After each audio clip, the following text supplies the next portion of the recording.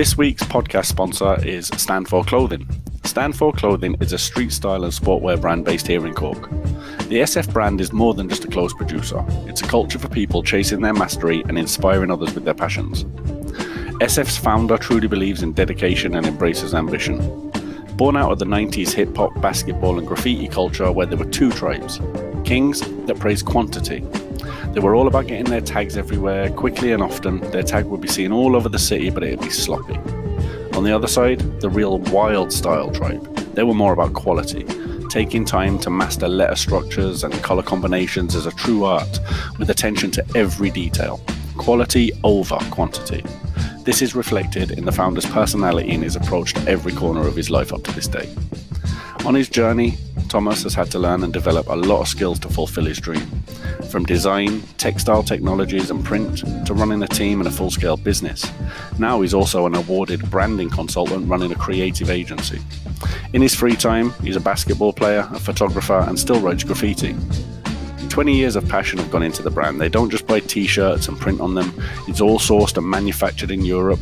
They develop their own fabrics, graphics, designs, and they cut their own shapes and patterns, creating their own very recognizable image. I'm sure there's plenty of pieces and fabrics that'll blow your mind. Like us all, the pandemic has hit hard. It's putting a new collection on hold, but they're busy finalizing their biggest launch in the background. The guys over at SF Clothing have given Isolated Ape listeners a 30% discount from their online store. So head over to www.standfor.ie and add the discount code APE30 at the checkout. That's www.standfor.ie and add the discount code APE30 at the checkout. APE30, APE30. Peace.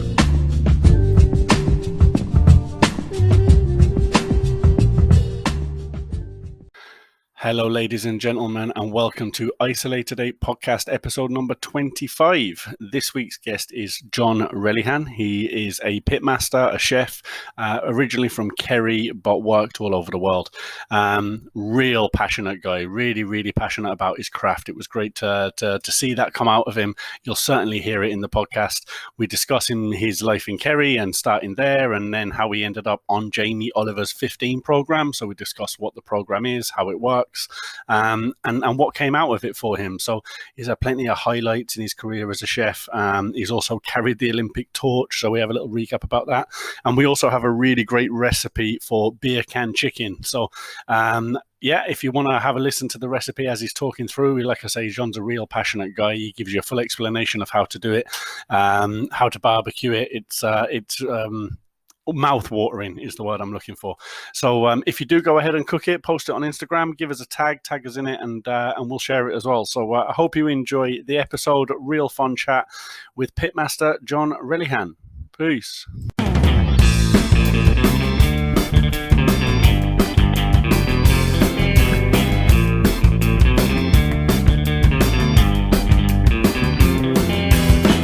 The weed I smoke, it makes me choke. Makes me higher than a motherfucker. Just rolling around, keeping in with the crowd, keeping it around for people this say. Perfect. So welcome to Isolated Ape podcast, and today's guest is John Relihan. There we go. We got it right this time. Relihan, yeah. So John the chef, John the pitmaster, John obviously we spent a bit of time working together for a short period, and the two things that I take from that, low and slow, is a term that I heard a lot you're using, and something that I do now myself is the wooden spoon with the herbs tied on the end of it, man. And I know it seems very simple to someone but it's something that we started using recently. Yeah, it's all about the love with the hairbrush, That's pretty magical stuff, You dip it right into butter and you just coat all your meat with it, and what's wrong with that? Like, nothing. Yeah, but it was such a simple idea and such a simple thing that I thought, but wow. And is that something I'm not, I certainly have never worked in a kitchen, and is that something that's quite a normal kind of Not necessarily, no. A few places, yes. But the hairbrush, it's like, when you baste your meat, they say baste your meat, but you want to baste your meat, you baste it right. So you put loads of butter on top. You can put spices, rubs, lime, and use rosemary and thyme, herbs. Some people use paintbrushes. I just Yeah, use yeah, herbs. Yeah, rip the yeah, yeah. herbs. It's more flavor, and Perfect. yeah, it keeps your meat proper juicy. It forms that little seal on the outside, so all the steam is in the inside, and when you eat that meat, it just explodes. You know. John, your passion for food and meat, especially, it's amazing, man. It's great to hear. Um, so obviously, I was going to kind of start at the start and work our way through, but I think kind of as we're talking about where we met and where we were. So I was opening Urban Jungle, and you were opening Holy Smoke here in Cork. So Correct. Yeah. that was what was it 2015 or so, about 5 years ago? Yeah. Jesus. That was 2015. Seems I don't know. Like it time is going so quick. Um, but yet so slow as well at the same time, which is a good thing. Yeah, But it was in 2015. My God, yeah. I left London. I left Barbacoa, the Jamie Oliver restaurant. yeah, Came to Cork, set up Holy Smoke, and spent a couple of wonderful years there, uh, just cooking with some incredible people. I miss Cork. I love Cork. Cork yeah, is yeah. great. Cork It's a is a good great spot, place. man. Um, I've been living in Cork now 8 years, and it's the longest I've ever lived in one place. So yeah, I did a lot of moving around as a kid, and also then as an adult, I think it just led on to me not being afraid to move places. yeah, But I've been in Cork longer than I've ever been anywhere. My kids are very settled here. I'm not going anywhere until they finish school anyway, So yeah, it's a yeah. cool spot. Yeah, no, it is. It's wonderful.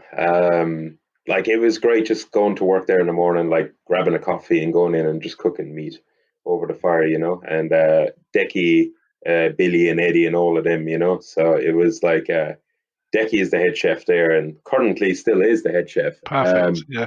And what a guy, like, big passion. And that's lovely to work with people like that. I only feed off of good people. Yeah. So Yeah. if someone has the same energy and the drive, I love that. That's where you succeed. That's where you keep pushing and you keep pushing the boundaries. That's it. I Knowing, think it's having the passion, and yeah, if you're passionate about something and you put the work into it, then it's going to come yeah, out well. yeah. And you work hard, you put in the hours, like, you know, from a customer coming in, they think, oh, the chef just serves it there in 10 minutes. It's taken about 18 hours to probably cook that piece of meat. And it took about 6 hours of crying in front of the smoker saying, I need to go to sleep now. Yeah, Um, yeah, yeah, but that's the best thing about it, from festivals to what I'm doing now up in Dublin with the company KSG. yeah. Love it. Like, you put the hard work in, you get a beautiful result at the end. That's it. And I think it's I the job satisfaction from that as well. I Yeah, often say that I've got a couple of friends that work as a barber and a hairdresser, and I've got mates who work as builders. And the one thing I noticed that the reason there's an end product. There's yeah, something that you've started as nothing, and then there's an end product, and generally there's a very happy customer at the end of that product. there's, And yeah, that whole kind of satisfaction seems to tie in together. Um, yeah, you mentioned KSG there. And again, I saw when I was doing a little bit of research, I saw KSG pop up on your Twitter feed and what have you. yeah. So, tell me a little bit more about them. What do they kind of provide food for other big companies and things like that? Or They do, yeah. Now, KSG's it's a big company. It's one of Ireland's biggest catering companies, but it's not even.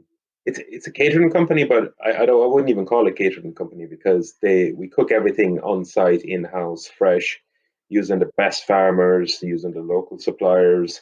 The drive, the passion that they have for food, it's another level completely. Innovation is all the time going. Research and travel, like there last year, all before the lockdown. Like I had a few holidays planned this year, but last year, like we went to New York and Miami doing research on food and eating some yeah, of the best food in Miami and New York, and then coming back and just coming up with new ideas, getting inspired by other people, yeah, yeah, and kind of feeding off of that and picking a culture from around the world and creating something and putting it into a site, like whether it's a Microsoft or like we cater for a lot of big businesses, and It's So when fun. you're working for one of these big businesses, say Pfizer, Johnson and Johnson, and you go in and there's food available there for you to purchase, or it comes as part of the KSG chefs, KSG staff are running that kitchen in that site. Is that correct? Correct. Yeah, in different sites that we have, Yeah. and I'm not too sure who caters for those ones, but the ones that we do, yeah, we would provide all of that. So it's about giving kind of restaurant feel or street food feel or a different experience to the person that's working in the office. Because when people work in an office, it's hard work as well as doing your work sitting down and concentrating on that. You always leave to go somewhere else. So we provide the food within there, but we try to give it different and completely feel. So when you're on your 30-minute break, we want you to feel like that you are away from your work completely and you're eating a plate of food that it feels like street food from Thailand or a Japanese sushi roll, or somewhere you're eating Norwegian food, or you're eating American food, or South American, or Italian, or Spanish, or even just simply good Irish food as well. Yeah. You're just giving that, like you say, I work in an office and we go over, we're in Mahon, so Man Point would be, generally the place that you'd go over and get a bit of food, or you might go to the garage for a roll on a certain day. But our favorite day is always Thursday because it's the local market, market day Thursday. So we love that because you got so many options, and again, you're having a conversation with the person as they're making it for you as well. So, or at least serving it up, that's ideal. And Exactly. in KSG, is it such a variation for you? Is that good? Because from my time with you were a pitmaster, very much meat based. Have you? Yeah, like I guess through my skills and my career, like I started back at 15 in the Jamie Oliver thing in 2003, and How old were you then? Well, I was 16, 17. Okay. Yeah, wow. So I grew up in Kerry. Small village, couple of hundred people. Left there, hopped on the plane for the first time to London. Saw Jamie Oliver on TV one night while I was lying in bed, and and I was like, I want to be a chef, and I always wanted to be because I grew up as like an only child, and I was cooking for my mother, and I kind of grew into food that way. So I was cooking since I was really young, burning sausages and eggs and stuff.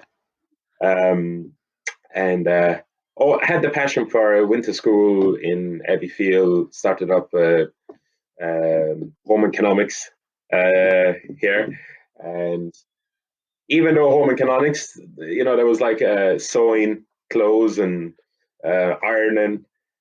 Probably nothing got to do with food. They were still certainly cooking parts of it. I remember it in school over in the UK, and this is a funny story, right, John? I was meant to tick the home economics box, so I came from a family where it was pretty much like, you had to be self-sufficient and you had to look after yourself. And I knew I was going to be moving out of the house way before, like, it wasn't like here in Ireland where I've got mates who are still in their 30s living at home with man because of certain reasons. Over there, it was like 18 out the door, So I went to go to do home economics in school thinking I'll pick up skills here that I'll need. And I ticked the economics box. So I ended up in a business class, and it was by the time we'd realized what was going on, it was too late to change, and they couldn't do anything about it. So I ended up having to do economics as a GCSE rather than the home economics that I'd chosen. But yeah, madness. But sorry to interrupt. That's mad, isn't it? Yeah. And I think normally in the Irish schools, people choose the home economics because it's a little bit easier. They think it's easier, but then you get in there, and it's like, you're making simple stuff, which is great. So I didn't finish school, actually. I was supposed to do my Leaving Cert, and I didn't finish my Leaving Cert. I left 2-3 months before my Leaving Cert.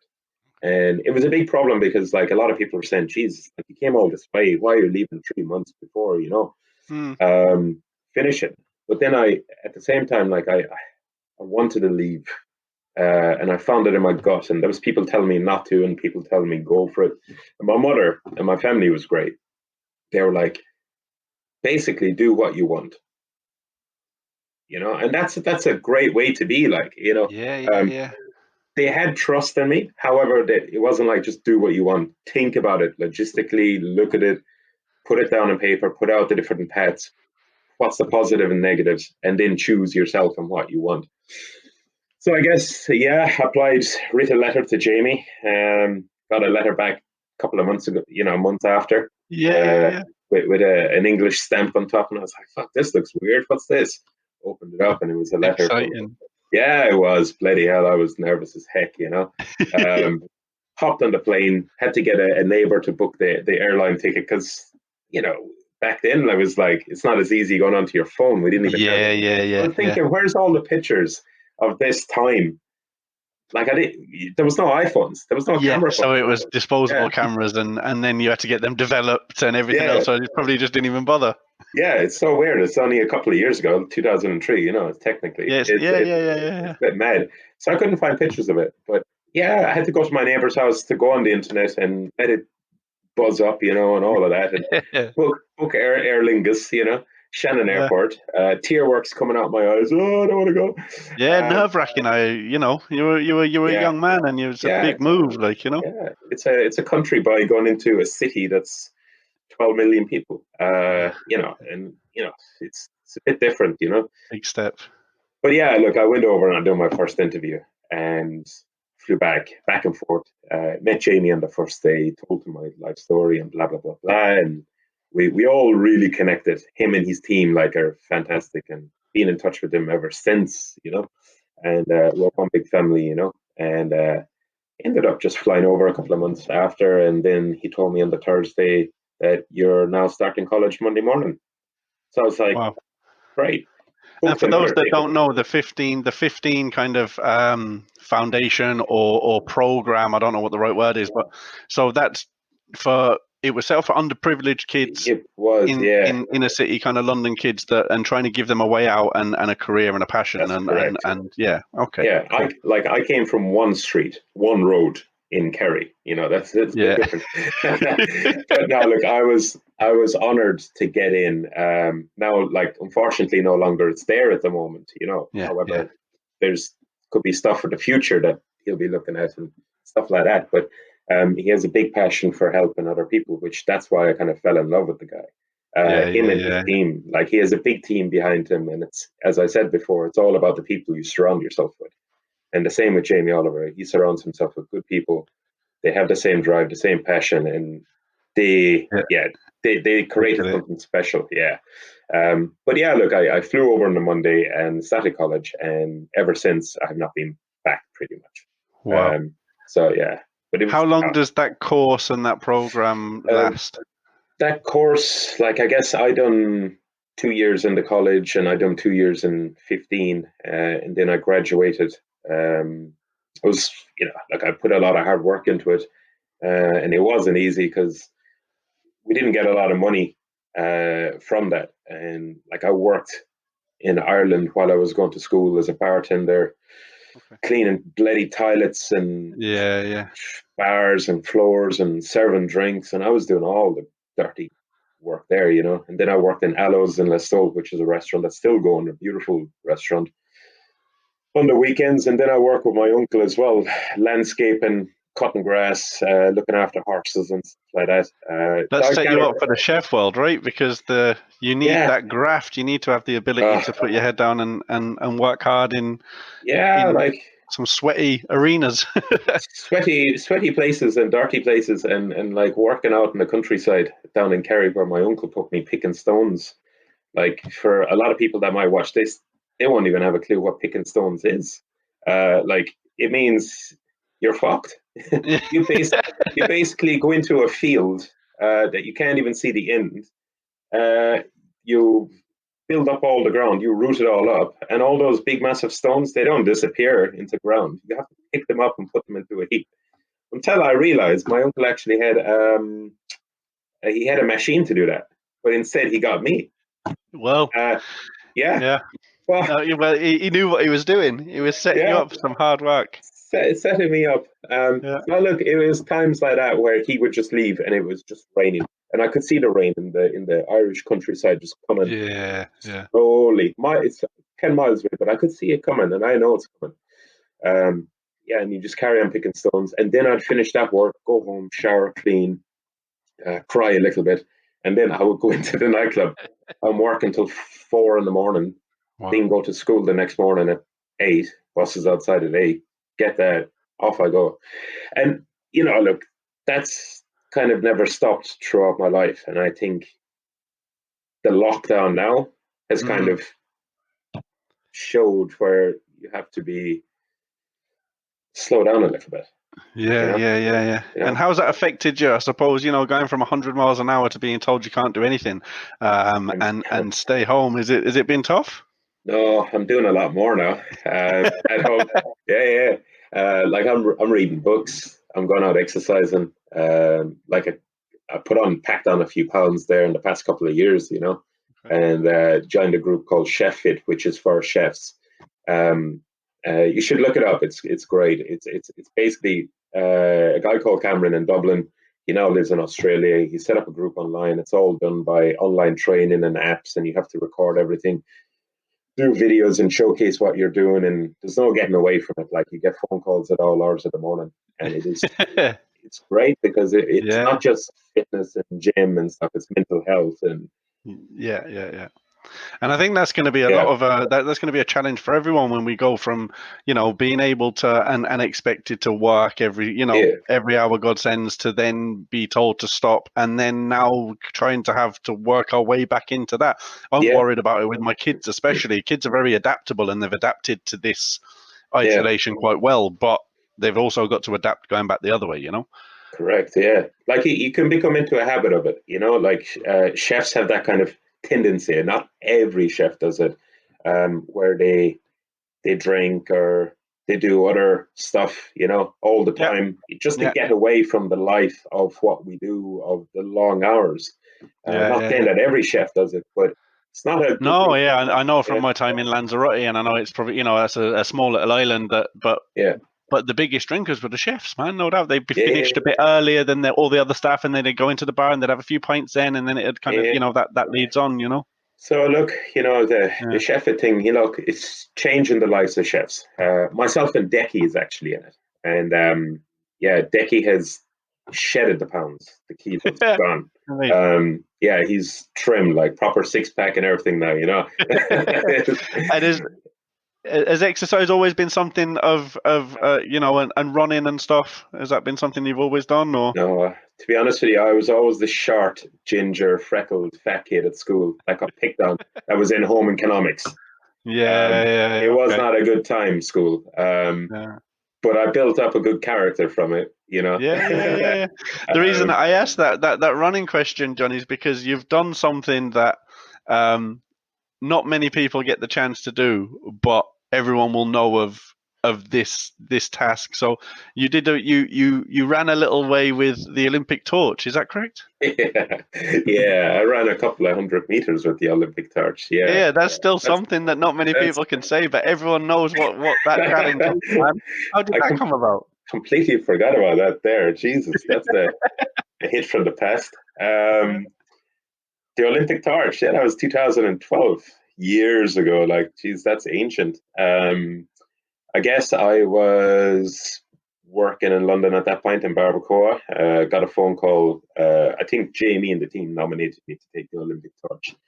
Okay. So me and a group of people were nominated. It was a great day. Like, I brought my family over, my mother and her partner, and we all went to dinner with Jamie and sat down, and what a bloody day. Like, running, like, it's crazy because when you're in the bus, and I was sitting next to a guy, his name was Tony Wang, and he was one of the key guys in Twitter.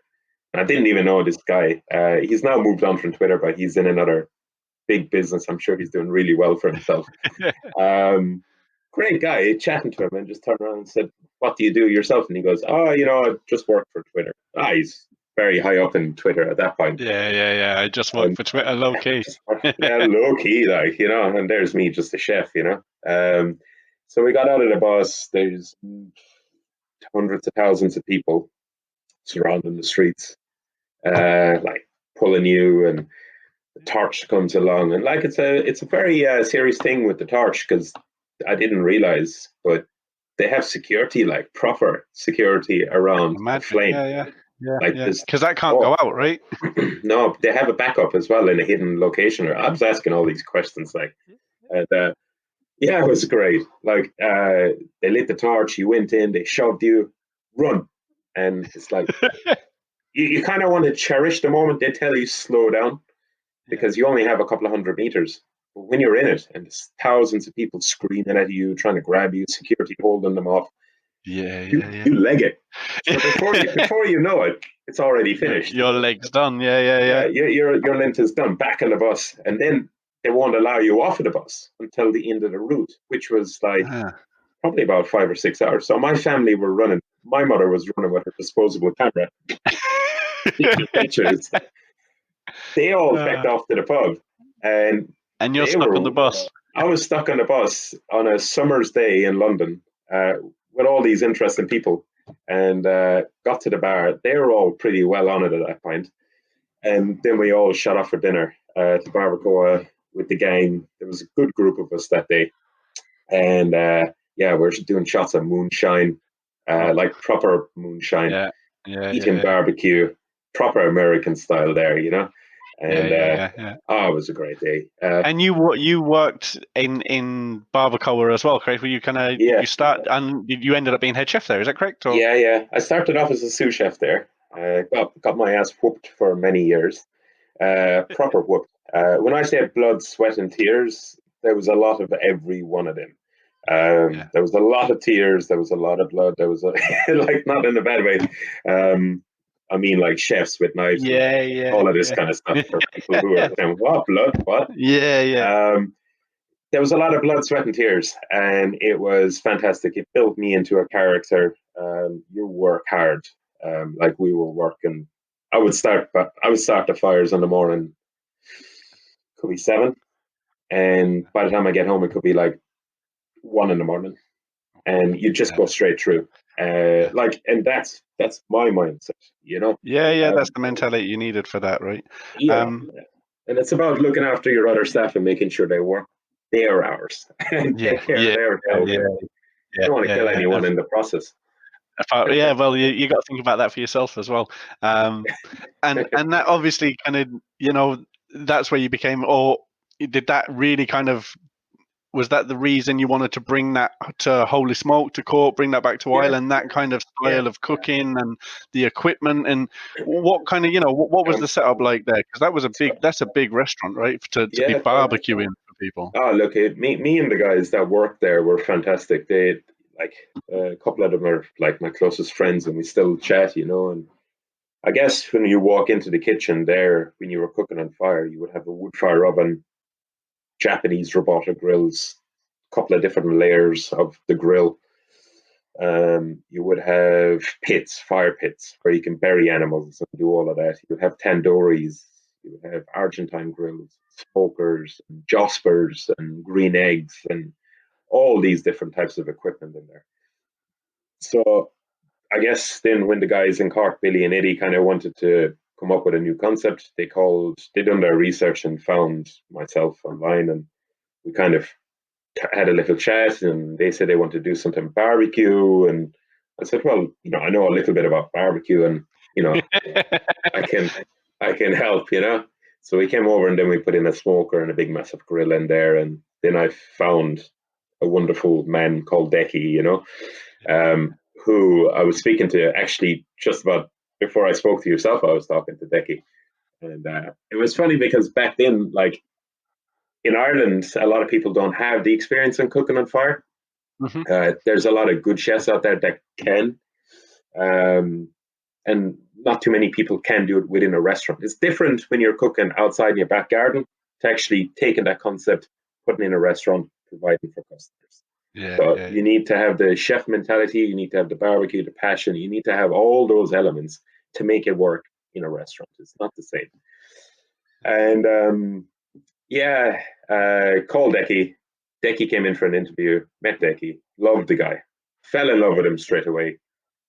Within a few days, he already had found another job while I was in transition and getting back. So when you find someone, for anyone that's listening, and you're hiring someone, you find someone that you like, you get them straight away. If they have the passion and everything in that interview, get them in, you work with them, you do a trial or you do whatever, you hire them.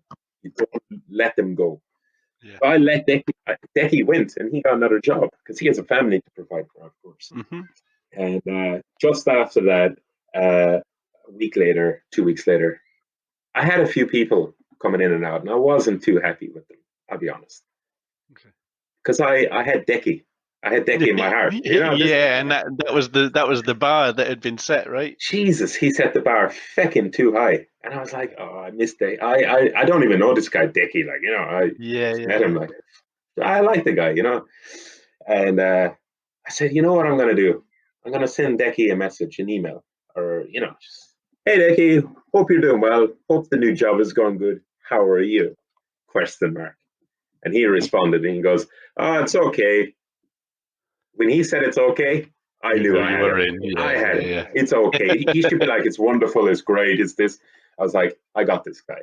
So I messaged back and I was like, oh, there's always a position here for you, He was like, okay, I'm starting next week with you.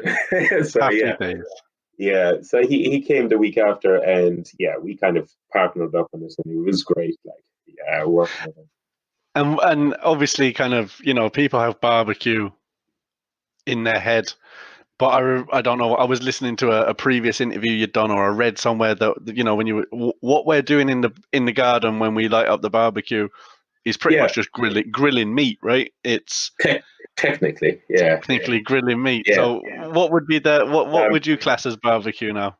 Well, I tell you what is quite interesting, right? Within KSG, I haven't done as much barbecue because my job role is an executive chef. So it's a different level, and I do a lot of different kind of work now as well, and behind the scenes work with the chefs and the training and development. But during this lockdown, when you said all this free time, I can't switch the head off. So like, I got boards here. Yeah. I got 1, 2, 3, 4. I got boards here that I'm working on projects. Okay. It's crazy. And I'm reading books and doing all of that. So I got in touch with 2 of my friends that we trained with in London in 15 together. And they're Aaron Craze, Dennis Duncanson. One lives in London, one lives in Australia. We're really good friends going to college. And what actually happened was, life, you just kind of disappear and you go off your separate ways. During the lockdown, we reconnected and we set up a YouTube channel, and it's called The Treat Food. I've seen it. Yeah, it's very good. Yeah. Yeah. So it's about cooking. And what we kind of wanted to do was to get together, have a little bit of fun, cook, challenge each other to different things, even though we're living around the world. Dennis is Australia in the Gold Coast. So he has that Asian influence, Australian summer vibe, even though it's winter, it's always summer. Then you got Aaron, who's the family man. And then you got me, who's the crazy meat, awful, kill an animal, eat everything, drink the blood kind of guy. And so I started lighting the fire. The barbecue is lit every day, pretty much. And the difference is barbecuing and grilling. Normally what people do is they do a barbecue, and you can call it what you want as long as you're happy cooking it. But if you're putting sausages and burgers on it, that's grilling. So if you put on a steak on there, that's not a barbecue, it's grilling. Mm-hmm. Anything that's barbecue is low and slow. So cooking, the perfect temperature for cooking is 120 degrees. It's the golden word in barbecue for myself and probably for many other people, is you put the meat in and you close it and you put in the nice charcoal and the wood, and you put your meat in and you cook that slowly. That's barbecue. So that's the difference. So grilling and when you say slowly, kind of, if I suppose it all depends on the size of the meat, right? But are we talking kind of 2 hours, 6 hours, or? Depends on the size, but you need to break down the collagen. You need to break down all the sinew and the fat and everything.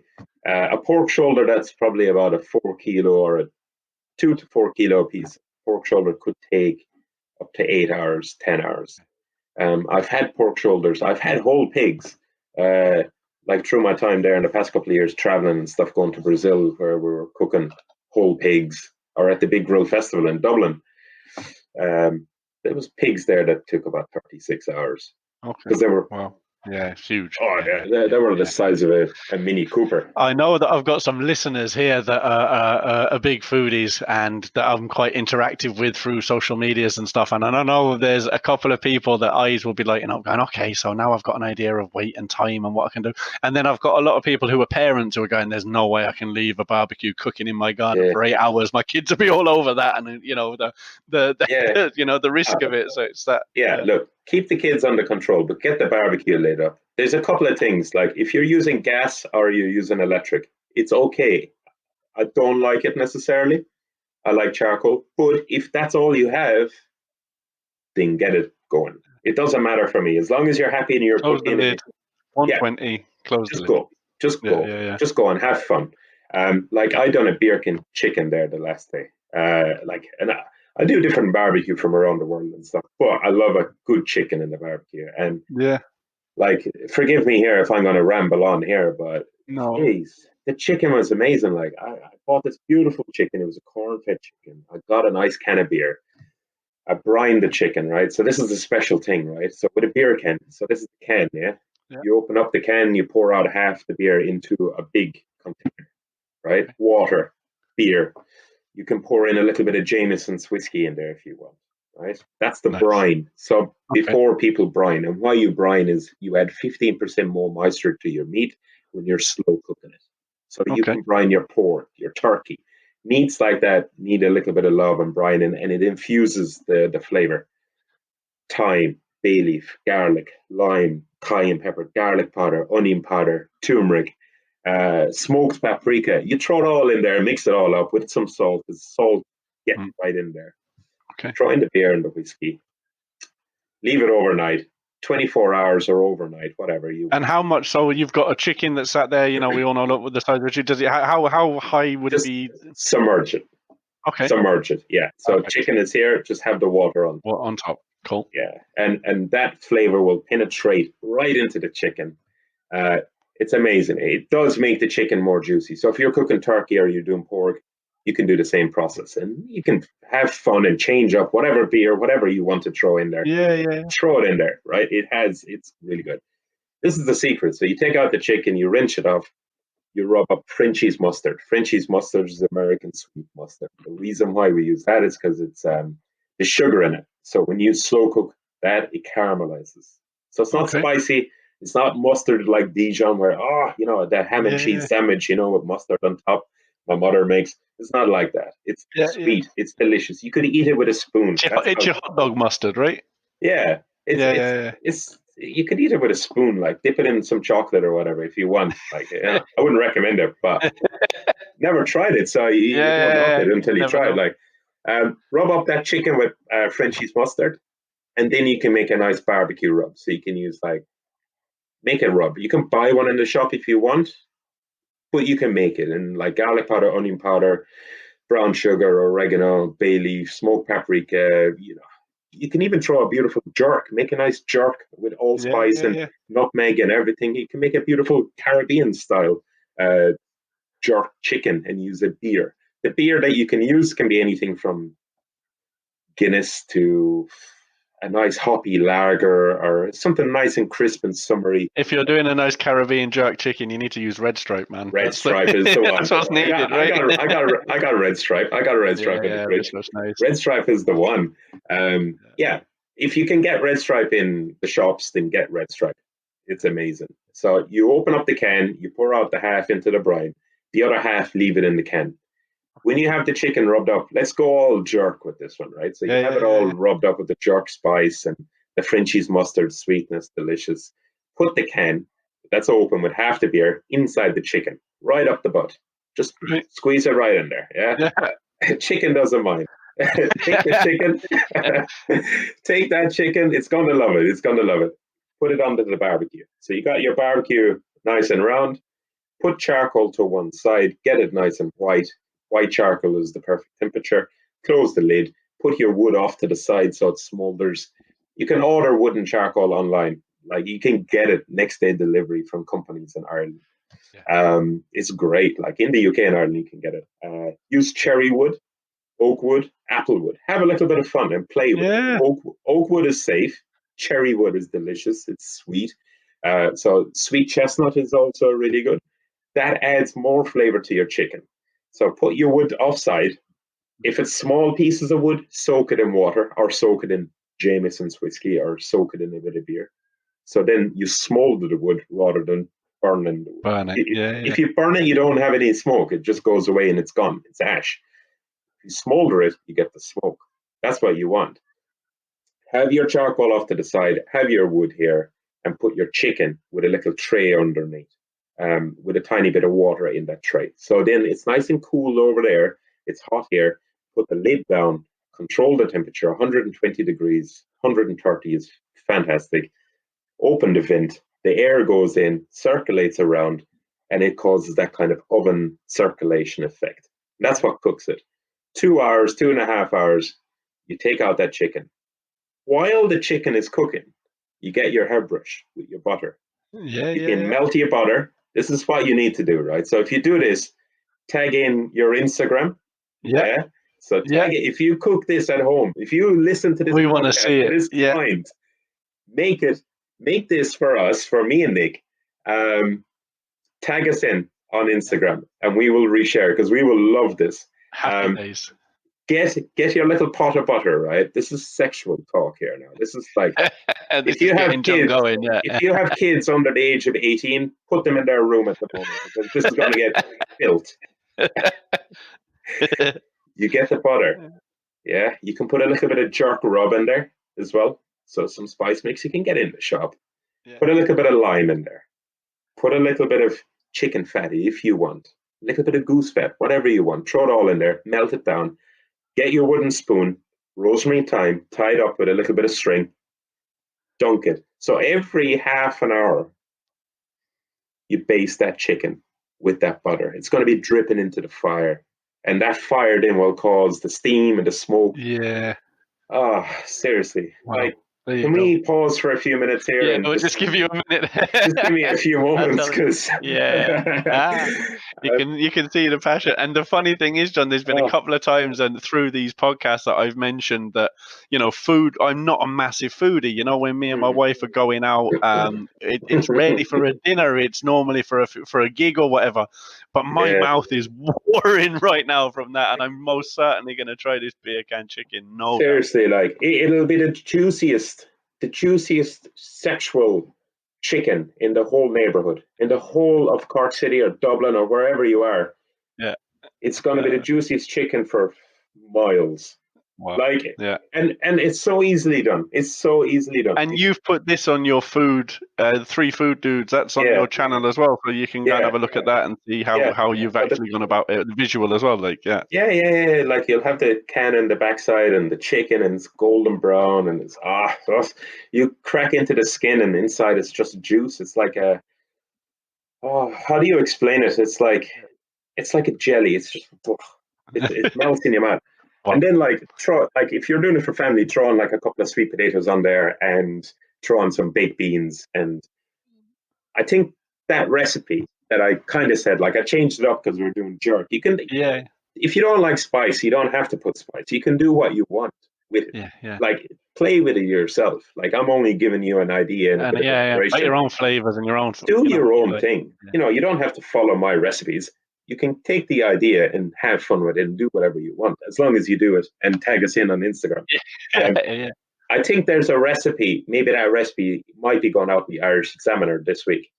There we go. Yeah, so the spice, the rub, the marinade, and hairbrush and everything. And it's on the channel on the 3 Food Dudes. But look, it's about having fun. It's about eating something that you're happy with and taking a few moments to yourself. And that's dirty. Where did I read again? Obviously, you've mentioned living in London. You've mentioned the different parts of Ireland. You spent some time in San Francisco. Is that where you kind of found your passion for meat? I read they were doing a lot of curing their own meats. It was an Italian restaurant, right? Yeah, that's correct. In Canto restaurant with a guy called Chris Cosentino. Really, really amazing chef. He has many restaurants now in California and around the country, around America. There was tough. That was the first time I went there was when I graduated from 15. I flew over. to America, trained as a student, got my ass whooped over there even harder. Like, it's not an easy journey. I'm not trying to turn people away from it. It's an amazing career to get in, but you have to really put your head down and take some shit as well along the way, right? You have to take a lot. Earn your stripes. Yeah, you take a lot of shit, but you take knowledgeable shit. Don't take shit. Don't take disrespect, and don't take shit from people. Life is too short to be dealing with people like that. You get inspirational people that push you and drive you in the most positive way. Chris was a driver, and he's a lovely guy, a lovely chef, and everything that came out of his mouth, you just listen and you keep your head down. You say, "Yes, chef," and what he says is pretty much fact. Like, I would take it, and you learn from it. You don't make the mistake 2 times. If you do, it's okay, but don't do it 3 times. I would recommend that. It's a long flight back to the UK and Ireland. So you work hard for him, but you learn so much, and he drives you. And we were doing everything from whole animal butchery to game birds to everything, to making fresh pastas. It was tough, like learning all of that. They're a completely different world. Never been to America at that point, and it was great. I spent a good 2 years there at first, and then came back, worked in a restaurant called St. John's in London, which is a head to tail restaurant. It's known for that. Like Anthony Bourdain. Passed away, unfortunately. Amazing guy. He used to go there all the time, to Encanto and to St. John's.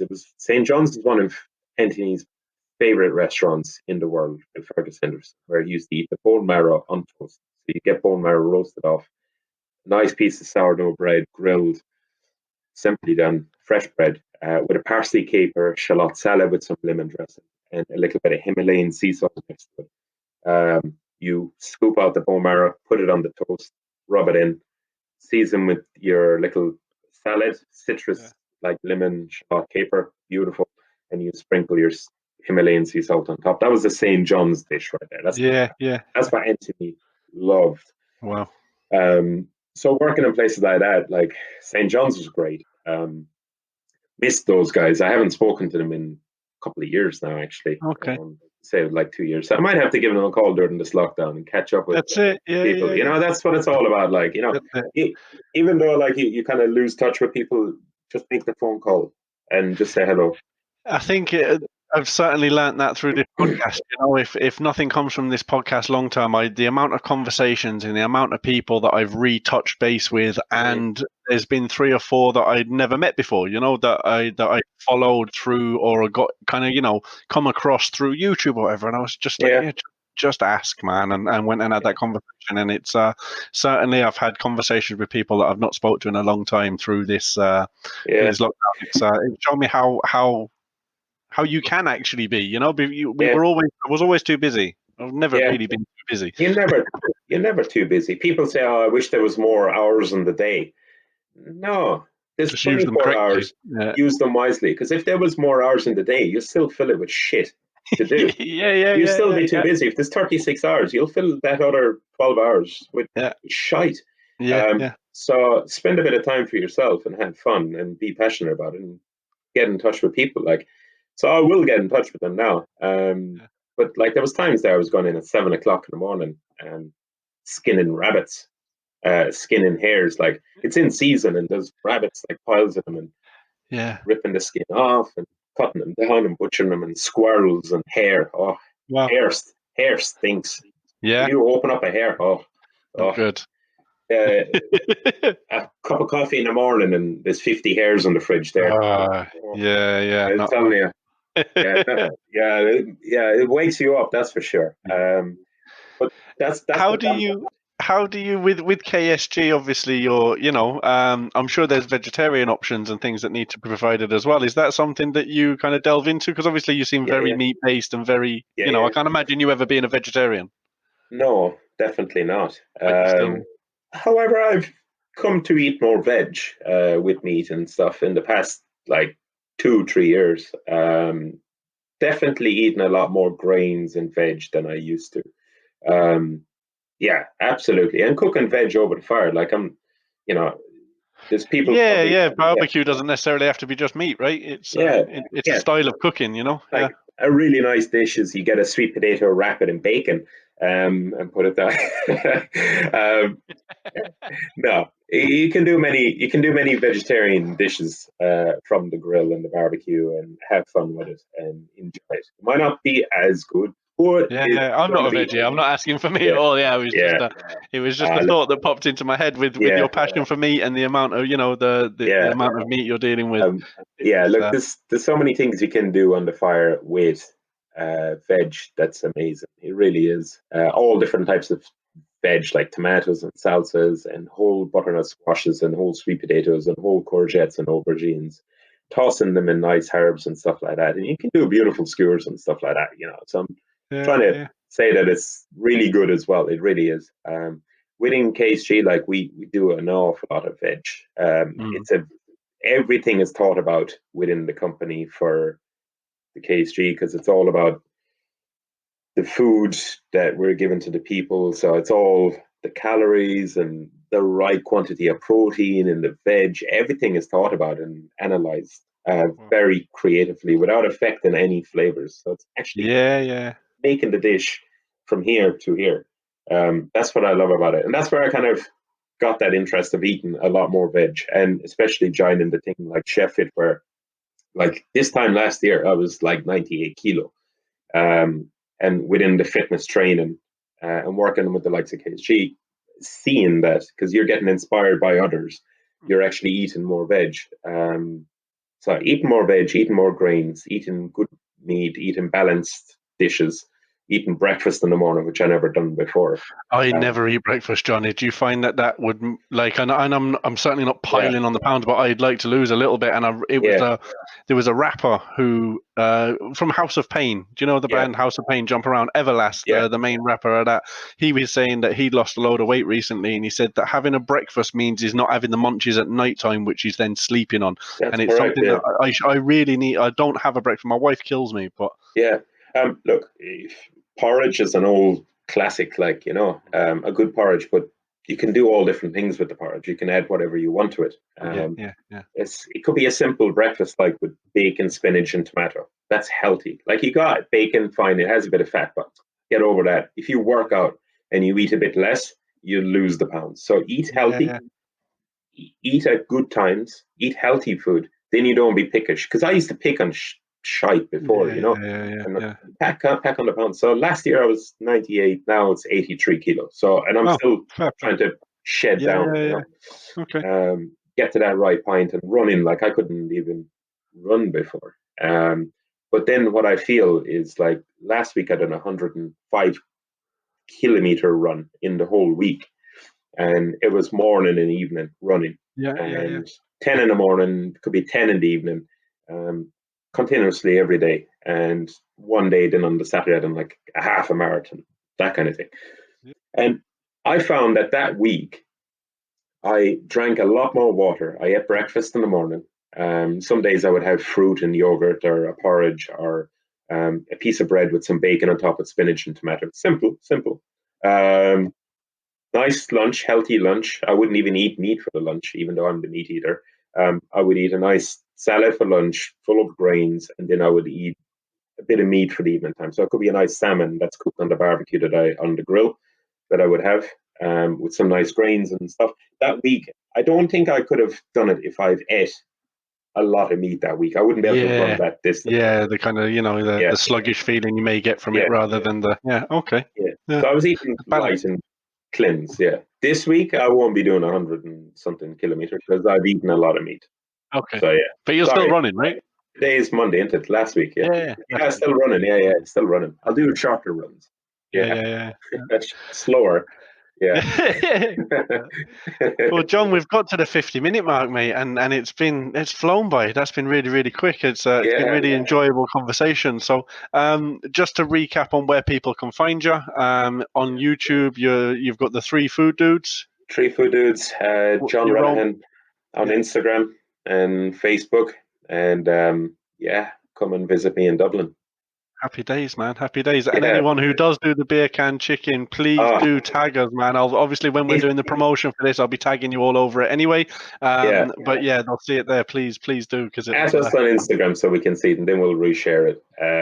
Like, it would be amazing if people listen to the end of my old conversation, you know. No, I'm sure they will, man. They certainly will. And get to that point of that beer can chicken. Have fun with it and be sensual about it, you know. Light some candles in the passion. kitchen. You know, you got the fire going, a nice glass of wine, a nice cocktail, or just a nice get a nice ginger. If you're going to do the jerk, right? Yeah. Get a nice ginger beer and get a bit of rum and make a nice Caribbean. And you say cheers to those that are with us and cheers to those that can be with us. And you give a little bit for the people in the past as well. That's a Caribbean tradition. So you give it cheers to those that are with us and those that can be with us, and have a nice Caribbean cocktail, some jerk out chicken. of many one people, man. John, beautiful. What a way to finish. Thank you so much for today. Really appreciated it, and all the best going forward, bud. Thank you. Talk to you soon. Thanks, man. Take care. This is my dad's podcast. He's an isolated ape. We hope you enjoyed it. Thank you for your support.